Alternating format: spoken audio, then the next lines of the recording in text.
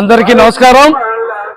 2026 ఫిబ్రవరి 26, 27, 28 తేదీల్లో నూజివేడు అద్భుత సిలువగట్టు మహోత్సవ తిరునాళ్ళు ఈ రోజున చాలా హఠాసంగా చాలా ఘనంగా ప్రారంభం అవడం జరిగింది.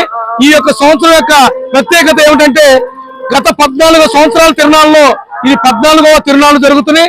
13 సంవత్సరాల పాటు భక్తులు విశ్వాసులు తిరుగుతాయని అనేక మంది సాక్షులుగా ఉంటూ ఈ పుణ్యక్షేత్రం మరి ఈ యొక్క జిల్లాలోనే ఈ యొక్క రాష్ట్రంలోనే అతిపెద్ద క్రైస్తవ పుణ్యక్షేత్రంగా గుణదల తర్వాత 2వ పుణ్యక్షేత్రంగా పేరుగాంచింది.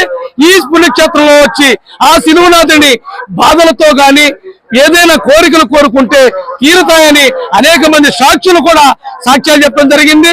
ఇది చాలా పవిత్రమైన పుణ్యక్షేత్రం.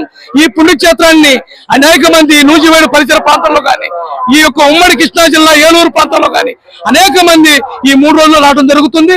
రేపు మరి మోన్సిగ్నూర్ గారైన మూల ప్రసాద్ పాదర్ గారు దివ్య బౌలి పూజ సమర్పించడానికి వస్తారు.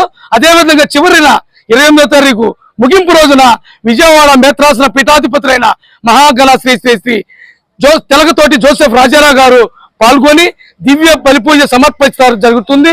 అనంతరం ఈ కార్యక్రమంలో మరి రాష్ట్ర మంత్రివర్యులు కొలుసు పారసారథి గారు కూడా అదేవిధంగా ఏలూరు పార్లమెంట్ సభ్యులు పుట్ట మహేష్ యాదవ్ గారు కూడా పాల్గొని భక్తులకు వారి యొక్క సందేశాన్ని కూడా ఇవ్వడం జరుగుతుంది.